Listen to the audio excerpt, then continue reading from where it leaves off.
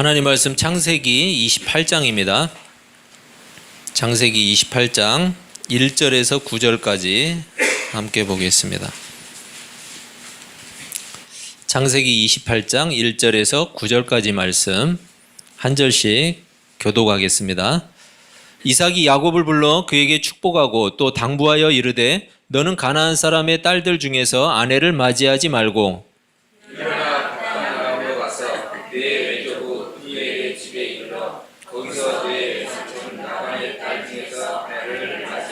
전능하신 하나님이 내게 복을 주시어 내가 생육하고 번성하게 하여 내가 여러 족속을 이루게 하시고 아브라함에게 허락하신 복을 내게 주시되 너와 너와 함께 네 자손에게 주소서. 하나님이 아브라함에게 주신 땅 곧 네가 거류한 땅을 내가 찾지 않게 하시기를 원하노라. 이에 이삭이 야곱을 보내매 그가 밧단 아람으로 가서 라반에게 이르렀으니 라반은 아람 사람 부두엘의 아들이요 야곱과 에서의 어머니 리브가의 오라비더라.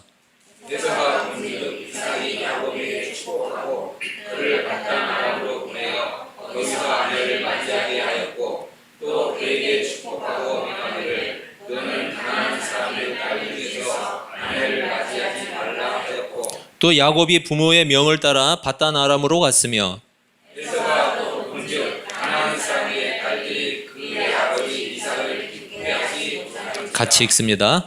이에 에서가 이스마엘에게 가서 그 본처들 외에 아브라함의 아들 이스마엘의 딸이요 느바요스의 누이인 마할랏을 아내로 맞이하였더라. 아멘. 여러분 더위가 아주 그냥 올해는 너무 덥죠. 예, 더위가 너무 극심해서 살기가 힘들어요. 숨쉬기가 힘든 것 같아요. 그래도 우리가 조금만 더 지나면 이 절기는 맞는 것 같아요. 조금 날씨가 뭐 늦게까지 덥긴 하겠지만 이제 절기가 뭐 입추도 지났죠. 이제 조금만 더 지나면 찬바람이 조금씩 날 거니까 여러분 조금만 잘 건강하게 버티시기를 바랍니다.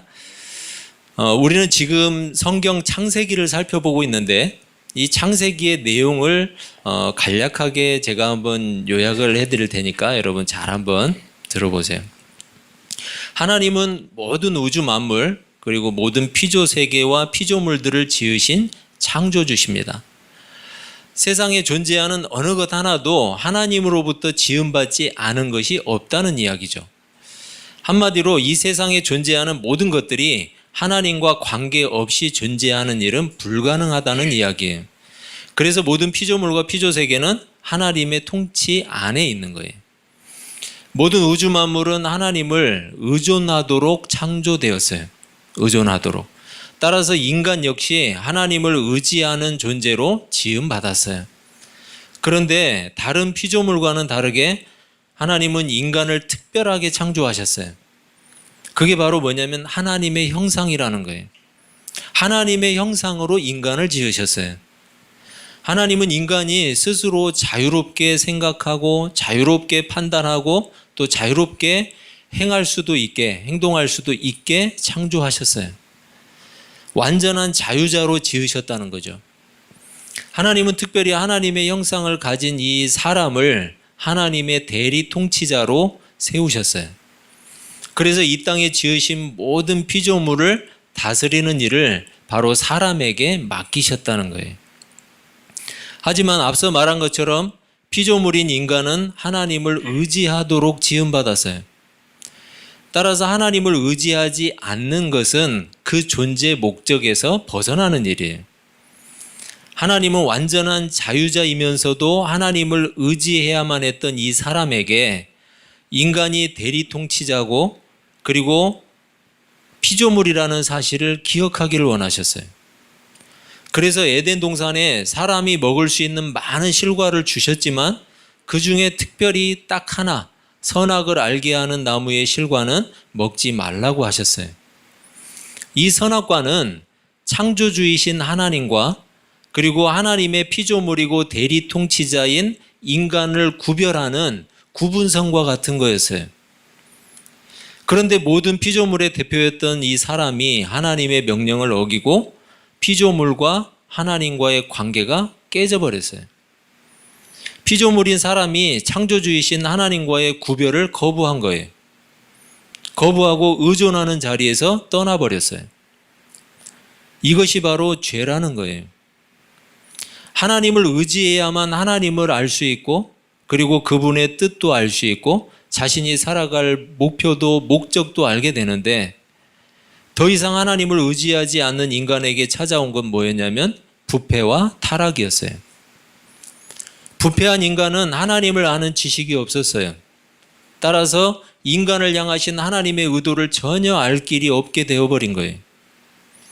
이런 인간의 부패는 하나님의 의도하신 올바른 길을 잃어버리고 자기 마음대로 살게 하는 타락을 가져온 거예요. 그리고 죄로 인해서 타락한 인간은 하나님이 처음에 주셨던 그 참된 자유와 행복의 자리에서 완전히 벗어나 버렸어요. 그리고 그 자리로 다시 돌아갈 수 있는 능력도 완전히 상실하고 말았어요. 창조주이신 하나님의 명령을 어긴 데 따른 공의로운 심판이에요. 그런데 하나님은 공의의 성품과 더불어서 사랑의 성품을 가지고 계세요.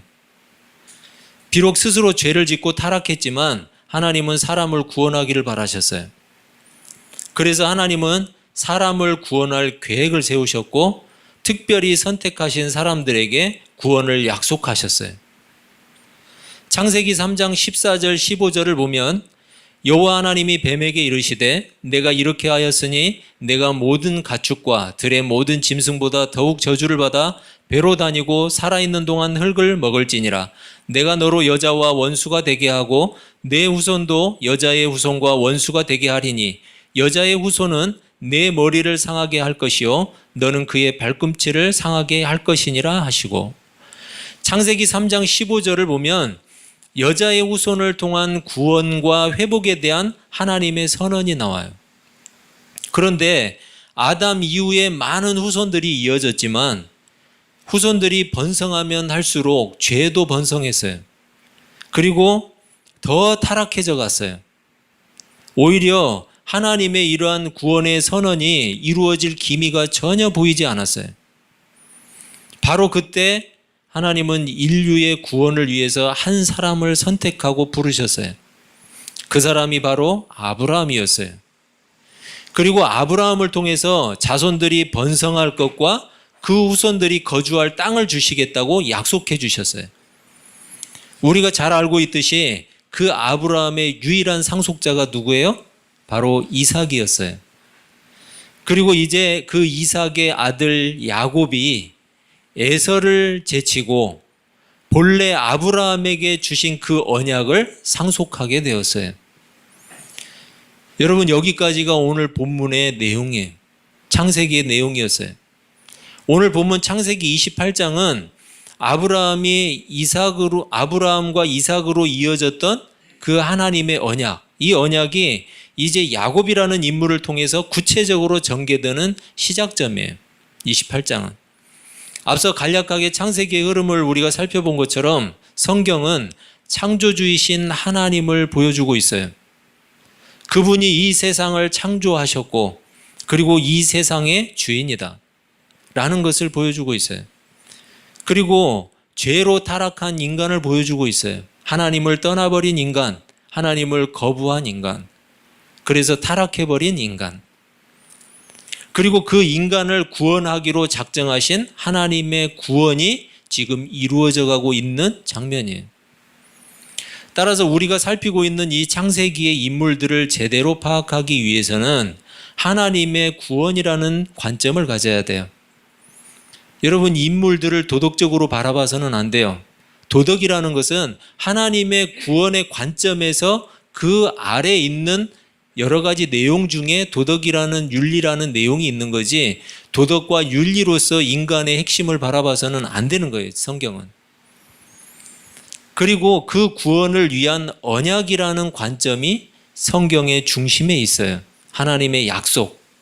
그러니까 구원과 약속을 우리가 기억하지 않고는 성경의 인물들을 제대로 바라볼 수 있는 눈이 생기지 않는 거예요.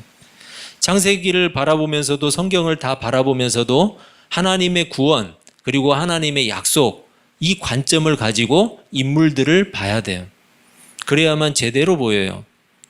여러분, 같은 맥락에서 우리를 택하시고 부르신 하나님의 뜻 역시 어디에 있느냐? 바로 구원에 있어요.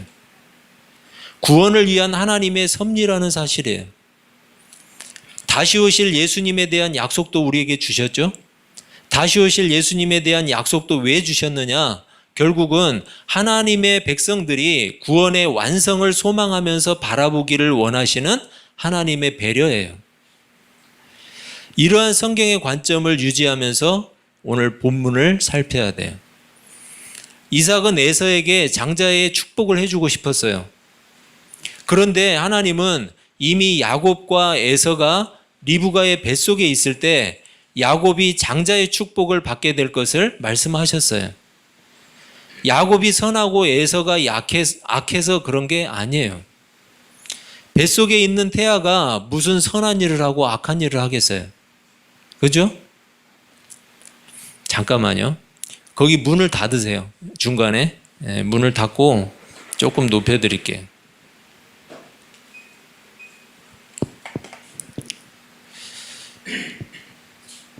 여러분, 뱃속에 있는 태아가 선하면 얼마나 선하고 악하면 얼마나 악해요. 그걸 알 수가 없죠, 우리가. 그것과 관계없이 하나님은 하나님의 구원의 계획이 누구를 통해서? 야곱을 통해서 이루어져 가기를 원하셨던 거예요.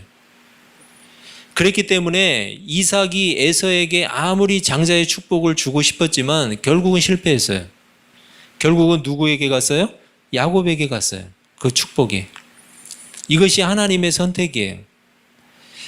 우리를 선택하신 일도 결코 다르지 않아요. 그래서 여러분, 우리가 내가 아마 다른 사람보다는 조금 더 착하기 때문에 하나님이 나를 부르셨을 거야. 이런 착각은 버려야 돼요. 그렇죠, 여러분? 여러분 다 착하시죠? 네.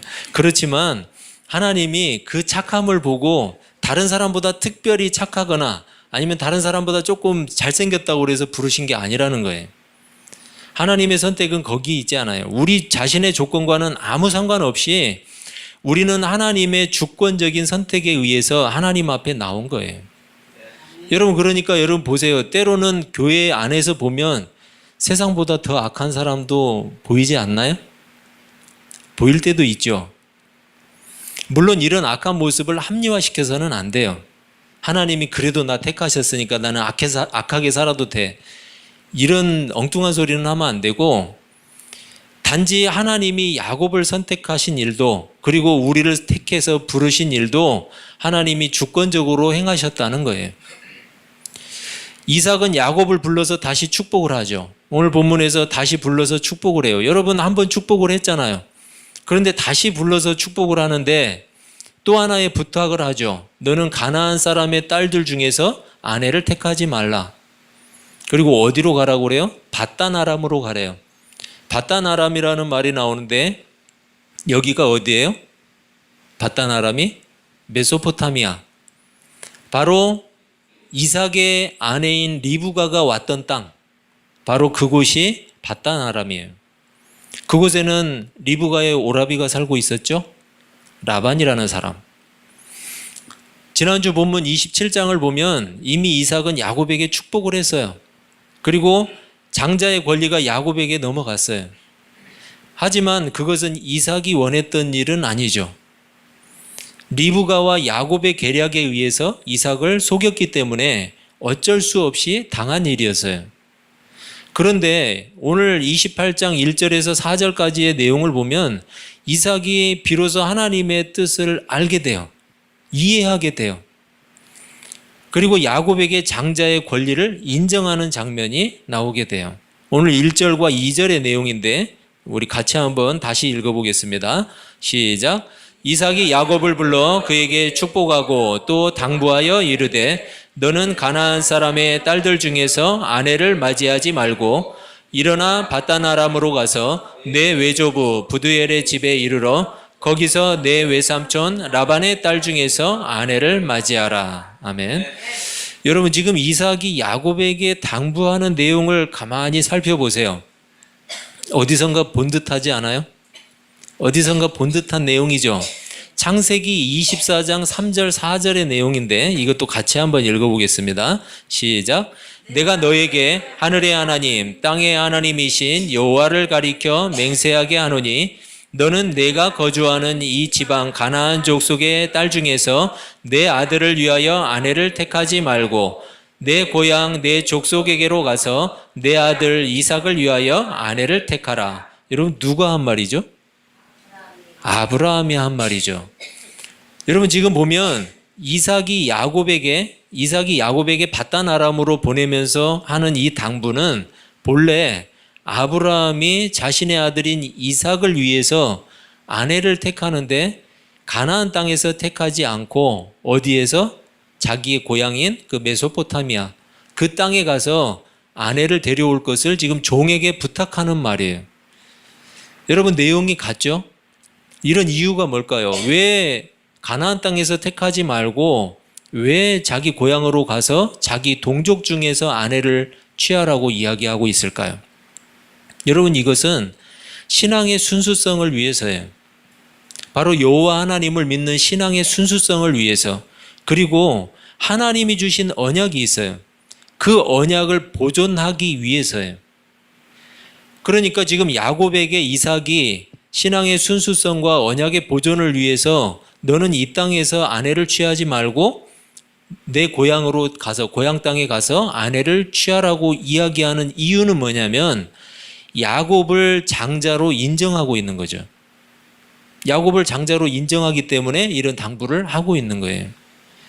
이삭과 리브가는 이미 에서가 누구를 아내로 맞아들였죠? 에서는 가나안 땅의 헷족속이라는 헷사람들의 딸들 중에서 두 사람이나 아내로 취했어요.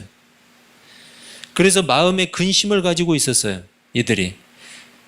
그래서 장자의 축복을 이어받은 이 야곱이 신앙의 순결과 언약의 후손을 보존하도록 야곱에게 지금 당부하고 있는 거예요. 여러분 신자들은 언제나 본인의 신앙의 순수성을 보존하기 위한 가장 좋은 편을 택해야 돼요. 우리가 삶을 살아가면서 많은 갈림길들을 만나죠. 그리고 많은 선택의 순간들을 만나요. 그런데 그런 가운데서도 신자의 태도는 어때야 하느냐? 내 신앙의 순수성을 유지하고 지킬 수 있는 그러한 편을 택해야 되는 거예요. 그게 바로 신자예요. 3절과 4절에서 이삭은 아브라함에게 허락하신 복이 야곱에게 이루어지기를 축복하고 있어요. 야곱의 장자권을 인정한 이 이삭이 자신이 상속한 하나님의 그 언약을 지금 누구에게 물려주고 있어요? 야곱에게 물려주고 있어요. 이렇게 이삭이 야곱에게 축복하는 모습과 당부하는 모습을 누가 지켜보냐면 에서가 지켜봐요. 에서가 지켜보니까 내가 가나안 여자들을 아내로 취한 것을 아버지가 굉장히 싫어하시는구나. 이것을 지금 깨닫게 돼요. 그걸 인제 깨닫나? 벌써 깨달았어야죠. 그래서 에서도 아버지에게 한번 잘 보이고 싶었던 것 같아요. 그래서 한 행동이 몇 절이냐면 9절이에요. 9절. 우리 9절을 한번 같이 읽어보겠습니다. 시작. 이에 에서가 이스마엘에게 가서 그 본처들 외에 아브라함의 아들 이스마엘의 딸이요 느바요스의 누이인 마할랏을 아내로 맞이하였더라. 아멘. 여러분 이삭이 좋아했을까요? 지금 누구의 딸을 취했대요? 이스마엘의 딸. 이삭이 좋아했을 것 같아요? 에서는 굉장히 엉뚱한 사람이었어요. 요즘 표현으로 말하자면 우리 표현으로 하면 믿음이 없는 사람이에요. 전혀 없는 사람이에요. 하나님을 알지도 못했고 하나님의 언약이 뭔지도 전혀 생각하지 않고 있어요. 한마디로 불신앙적인 사람이죠. 여러분 이스마엘이 누구예요? 이스마엘이 누구예요? 하나님의 언약과는 전혀 관계가 없는 사람이에요. 그렇죠? 오히려 하나님을 신뢰하지 못하고 인간적인 계산을 통해서 나온 인물이 누구예요? 이스마엘이에요. 그래서 이 이스마엘의 잘못은 아니겠지만 불신의 열매로 묘사되고 있는 인물이 바로 이스마엘이라는 거예요. 그런데 에서가 그 이스마엘의 딸을 또 아내로 맞이해요. 아버지를 기쁘게 해보겠다고 이제 가나안 여인이 아니라 이스마엘이 이삭과 어떤 관계예요? 예? 형이잖아요, 형. 이스마엘이 형이죠. 베달은 형이잖아요. 그러니까 이삭의 친족이라고 생각을 했겠죠. 가서 그 딸을 아내로 맞아요. 그런데 몇 번째 아내예요? 세 번째 아내. 아내를 지금 자꾸 드리는 것도 이게 또 문제예요. 그런데 더군다나 이스마엘의 딸을 또 아내로 맞아들여요. 여러분, 그래서 우리에게 필요한 게 뭐냐면 신앙에 대한 바른 지식이에요. 지금 에서는 신앙에 대한 바른 지식이 없어요. 하나님이 누군지 몰라요. 하나님의 언약이 무엇인지 전혀 생각하지 않아요. 바르지 않은 신앙의 지식은 열심을 내면 낼수록 어때요? 계속해서 문제를 일으키고 잘못 가게 돼 있어요. 사도 바울이 회심하기 이전을 보세요. 사도 바울이라는 사람이 하나님에 대한 열심이 없었나요? 아니에요. 사도 바울은 예수 그리스도를 만나기 전에도 하나님을 향한 열정이 누구보다 극심했어요. 오히려 바울은 하나님을 향한 이 절대적인 신앙 때문에 예수님을 믿는 사람들을 잡으러 다니는 사람이었어요. 그랬는데 예수 그리스도를 아는 신앙의 바른 지식이 이 사람에게 딱 들어가니까 어떻게 됐어요? 이 사람은 거의 복음을 전하는 일에 광적인 사람이 되었어요. 예수 그리스도를 믿는 일뿐만이 아니라 예수 그리스도를 전하는 일마저도 거의 광적인 사람이 되어버렸어요. 사도 바울이 회심하고 예수 그리스도를 아는 바른 신앙의 지식을 가졌기 때문이에요. 바른 신앙의 지식이 없었다면 사도 바울이라는 사람은 없었어요. 오히려 예수 그리스도를 대적하는 사람이 되었겠죠. 이 사도 바울이 사도행전 20장 24절에서 이렇게 이야기를 해요. 내가 달려갈 길과 주 예수께 받은 사명 곧 하나님의 은혜의 복음을 증언하는 일을 마치려 하면은 나의 생명조차 조금도 귀한 것으로 여기지 아니하노라. 여러분, 사도 바울이 어떻게 이런 사람이 될 수 있었을까요? 예수 믿는 사람을 잡으러 다니는 사람이었는데 어떻게 해서 이런 사람이 되었겠어요? 바로 신앙에 대한 바른 지식이 있었기 때문이에요. 여러분, 그래서 열심히 하는 일보다 더 중요한 게 뭐냐면 먼저 바르게 하는 거예요. 신앙에 대한 바른 지식에 대해서 이렇게 말하는 사람이 있어요. 좀 모르면 어때? 믿기만 하면 되지. 맞는 말 같은데 여러분 뭘 믿을 거예요? 바른 지식이 없으면 하나님이 어떤 분인지 모르면 뭘 믿을 거예요? 누구를 믿을 거예요? 이스라엘 백성들이 지식이 없으므로 왜 망했어요? 금송아지를 만들어 놓고 그게 우리를 애굽에서 구원해낸, 이집트에서 구원해낸 하나님이다. 왜 그랬어요? 신앙에 대한 바른 지식이 없으니까. 하나님이 누군지를 모르잖아요. 하나님께 대한 우리가 가진 신앙은 반응이라고 할 수 있어요. 여러분, 우리가 가진 신앙은 반응이에요. 하나님의 말씀이 들려질 때 신자인 나는 어떤 반응을 보이고 있는가? 세상에서 어려운 환경을 만났을 때 신자인 나는 어떻게 반응할 것인가? 중요한 갈림길에 섰을 때 신자인 나는 어떤 신앙적 결단을 내릴 것인가? 신자인 우리에게 바른 신앙의 지식이 필요한 중요한 이유예요. 비록 이삭이 인간적인 생각으로 에서에게 장자의 축복을 주려고 했던 것은 대단히 잘못된 결정이었어요. 하지만 우리가 주목해야 하는 그 장면이 있는데 하나님의 뜻을 깨달은 이후에요. 하나님의 뜻을 깨달은 이후에 이삭의 반응을 보세요. 야곱에게 가나안 땅에서 아내를 맞이하지 말 것을 당부하고 있어요. 여러분, 이 이삭에게 하나님의 언약에 대한 바른 신앙적 지식이 있었기 때문이에요. 반응하고 순종하고 싶어도 바른 신앙의 지식이 없다면 불가능해요. 이삭은 비록 연약했지만 하나님의 언약에 대한 바른 신앙의 지식이 있었어요. 야곱 역시 편법을 잘 쓰는 사람이었어요. 그것 때문에 엄청나게 고생도 해요. 우리가 살펴볼 거지만. 그렇지만 그에게도 뭐가 있었느냐? 신앙의 지식이 있었어요. 바른 신앙의 지식. 실질적으로 여러분, 야곱은 아버지에게 장자의 축복을 받았기 때문에 이삭의 재산은 누구 것이 돼야 돼요? 야곱의 것이 되어야 돼요. 야곱이 받아야 돼요. 그런데 여러분 뒤에 살펴보면 알지만 야곱이 이삭의 재산을 물려받았다는 내용은 나오지 않아요. 오히려 자기가 멀리 아브라함의 고향 땅에 가서 거기에서 고생하면서 우여곡절을 겪죠. 그래서 자신의 재산이 늘어나요. 이삭과 야곱에게는 신앙에 대한 바른 지식이 있었어요. 그래서 중요한 신앙적 물음과 결단의 순간에 적절하게 반응할 수 있었어요. 반면 에서를 보세요. 이 사람은 신앙에 대한 그리고 언약에 대한 바른 지식이 없었어요. 그러니까 어떻게 해요? 엉뚱한 문제들만 만들어내요. 계속해서 문제만 만들어내요. 여러분 종말에 대한 바른 지식이 없으면 어떻게 돼요? 시한부 종말론으로 가는 거예요. 종말에 대한 지식이 없으니까 시한부 종말론으로 갈 수밖에 없는 거예요. 구원에 대해서도 바른 지식이 없으니까 자신의 선행을 통해서 구원받는다 이야기하는 그런 엉뚱한 소리를 기독교에서 하고 있는 거예요. 종교적인 노력을 통해서 구원받는 것처럼 이야기를 하는 사람들이 있어요. 여러분 선행과 종교적인 열심은 신자의 마땅한 반응일 뿐이에요.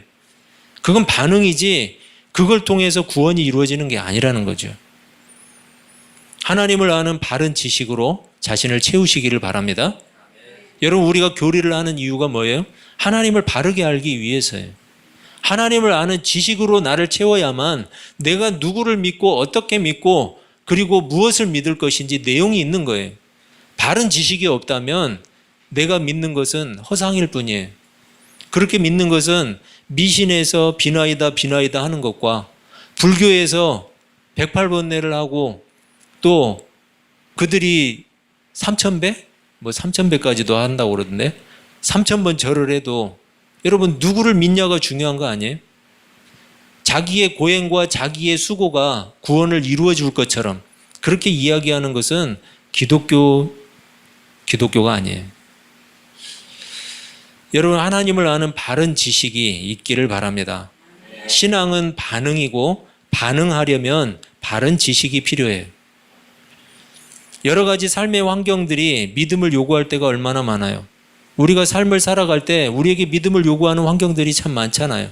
그 가운데 어떻게 반응할 것인가, 어떻게 결정할 거예요. 바른 신앙의 지식이 있어야 내가 반응할 수 있어요. 여러분 꼭 바른 신앙의 지식을 가지고 바르게 반응할 수 있는 우리 아둘람 사람들이 되시길 바랍니다. 그래서 이 한 주간 살아갈 때도 그 바른 지식으로 하나님과 동행할 수 있는 우리 아둘람 사람들이 되시기를 주님의 이름으로 축복합니다. 기도하겠습니다. 하나님 아버지, 우리에게 신앙의 바른 지식이 있기를 원합니다.